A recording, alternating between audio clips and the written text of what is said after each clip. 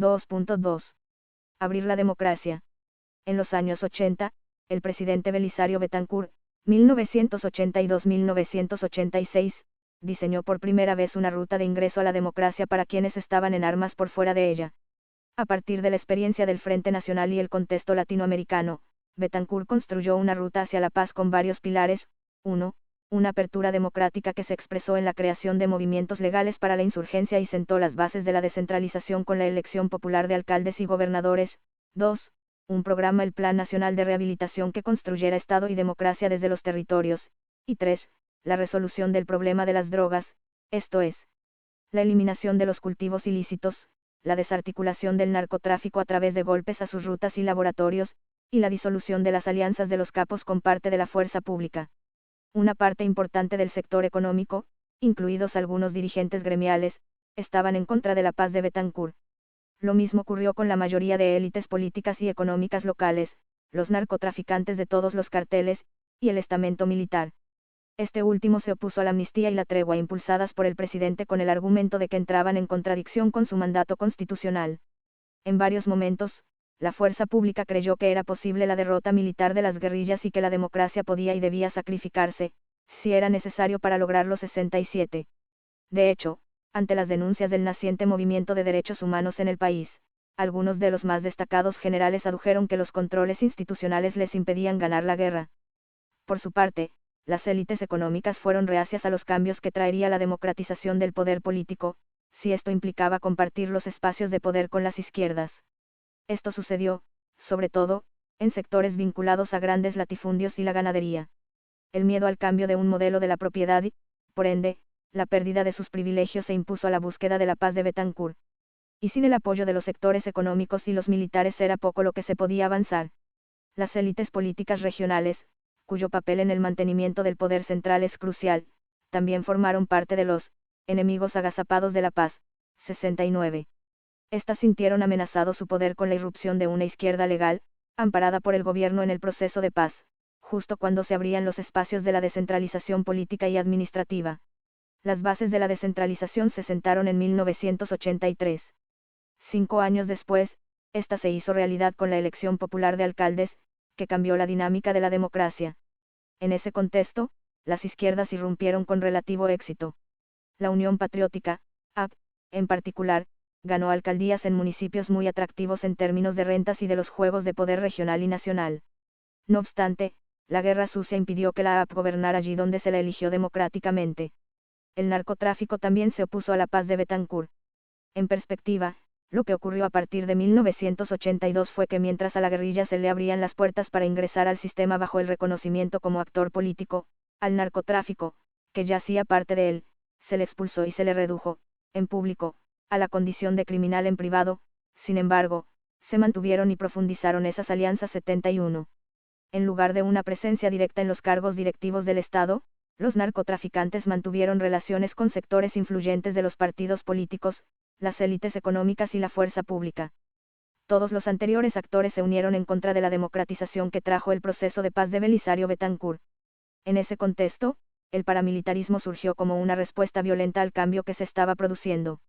Narcotraficantes, sectores de la fuerza pública y de las élites políticas y económicas, en particular de algunas regiones. 72, participaron en esa coalición cuyo fin era acumular poder y dinero, y defender el statu quo. El proyecto paramilitar se configuró alrededor del movimiento Muerte a Secuestradores, más, financiado por 200 narcotraficantes del país, luego de que el M-19 secuestrara a Marta Nieves Ochoa, hermana de algunos de los más importantes miembros del cartel de Medellín. Este luego dio paso a un fenómeno extendido en varios departamentos, cuyo epicentro fue, primero, el Magdalena Medio y, después, la región de Urabá y Córdoba bajo la sigla de Macetos, en la que se articularon miembros destacados de la fuerza pública, oficiales del ejército, la policía y el DAS, así como ganaderos afectados por el secuestro y políticos. La mayoría de las guerrillas tampoco se tomaron en serio la oferta de democratización de Betancur. Un sector, que incluía el ELN, el Partido Revolucionario de los Trabajadores, PRT, y el Movimiento de Izquierda Revolucionaria Patria Libre, MIR-PL, nunca acudió a la paz. Estas guerrillas se unieron para impulsar la lucha social y política, extrainstitucional, y crear un poder alterno o popular. 73. El M-19 tuvo una postura ambigua. Por un lado, estaba con el diálogo nacional y la paz, y, por otro, crecía militarmente y compraba armas al por mayor. El EPL y las FARC-EP adoptaron posiciones similares. El EPL aprovechó la ventaja política del proceso sin abandonar la aspiración de imponerse por las armas. Las FARC-EP, por su parte, aunque estuvieron más cerca de llegar a un acuerdo, en la práctica mantuvieron vigente su plan de tomar el poder por las armas. En 1984, el gobierno y las FARC-EP firmaron el acuerdo de la Uribe con el que se le dio vía libre a la creación de la AP como una opción legal en la política para los guerrilleros. Esta se fundó como un instrumento para la paz y evidenció un momento donde primó la confianza. El supuesto básico de la paz de Betancur era que, si la AP encontraba un espacio en la democracia, no habría motivos para que los insurgentes siguieran en el monte. La idea no alcanzó a aprobarse. Apenas los primeros congresistas del partido fueron elegidos, comenzaron a ser asesinados en un exterminio político que duró más de una década. Entretanto, las FARC-EP aprovecharon el tiempo posterior al acuerdo para hacer proselitismo político y duplicar sus frentes en armas, apuntalados con los dineros obtenidos de los impuestos a los cultivos de coca en estos años, y en otros eslabones de la cadena más adelante. En ambos casos gobierno y guerrilla hubo algo de ingenuidad y también de traición. Así como las FARC-EP incrementaron sus capacidades de combate durante la tregua, el gobierno de Betancur no contuvo las acciones de la fuerza pública, los organismos de inteligencia o los paramilitares del MAS, a pesar de que su composición quedó develada públicamente desde 198.374 cuando el Procurador General de la Nación reveló la lista de 163 personas, de las cuales 59 eran militares. La guerra sucia fue un factor no el único que impidió en ese momento la entrada a la democracia de los grupos en armas que percibieron en este una reacción violenta al proceso. Las guerrillas tampoco habían incorporado la lucha democrática como su horizonte. Más bien libraban una lucha que les llevara a la toma del poder político y la construcción de otro Estado y otro régimen político. Para todos los casos, el de la extrema derecha y la extrema izquierda, la combinación de armas y política resultó nefasta. Así pues, el presidente que había diseñado el proceso de paz con precisión de relojero y que quería adelantarse para evitar una guerra civil se fue quedando solo. Esa soledad o, incluso, ausencia de poder real se materializó en los hechos del Palacio de Justicia. El despropósito del M-19 de hacerle un juicio a Betancur, arrasando con las Cortes, y el del gobierno de no ceder ante la inminente necesidad de un diálogo, derivaron en el triunfo de la intransigencia. Las Fuerzas Armadas impusieron la retoma del Palacio así hasta devastar a las altas Cortes del país, otro de los pilares del Estado. Más de 100 muertos y por lo menos 11 desaparecidos fueron el saldo atroz de esa decisión. Entre las cenizas del palacio quedó enterrada la posibilidad de una paz temprana, que le hubiese ahorrado a Colombia cientos de miles de muertes y sufrimiento. El Palacio de Justicia cerró el espacio político de la paz. La guerra sucia arreció y se abrieron otros frentes de violencia como la guerra de un sector del narcotráfico contra el Estado y, en particular, contra la justicia.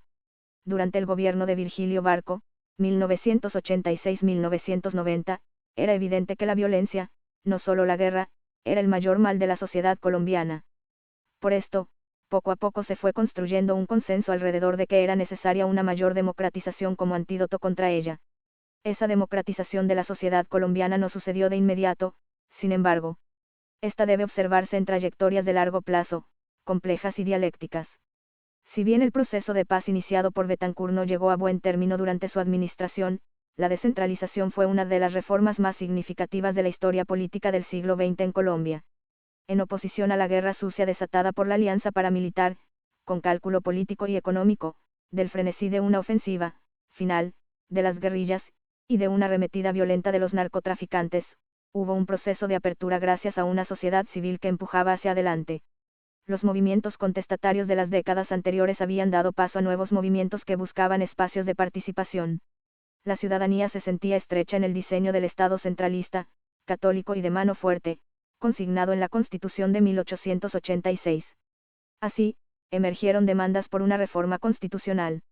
No obstante, y al mismo tiempo, seguía corriendo sangre.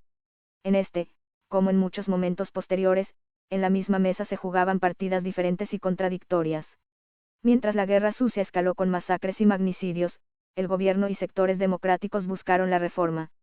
En ese contexto, resultó crucial que un grupo de guerrillas M-19, EPL, PRT y Quintín Lame cambiaran su lectura del momento y reconocieran que la lucha armada no era el camino y que con la violencia no construirían un mundo mejor.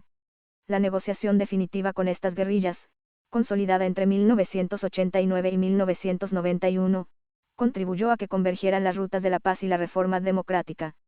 En la arena quedaron tendidos algunos de los mejores líderes del país, que fueron asesinados bajo el sistema de la combinación de armas y la política, y del crimen como parte de la lucha por el poder. La mayoría de ellos, pero no todos, eran miembros de la oposición política y social al régimen 76. Hubo un genocidio de todo un partido, la AP, y para las elecciones de 1990 habían sido asesinados 4 candidatos presidenciales, incluido Luis Carlos Galán, quien era el favorito para ganar la presidencia, Jaime Pardo Leal, Carlos Pizarro, y Bernardo Jaramillo. Todos ellos representaban, de una manera u otra, el cambio.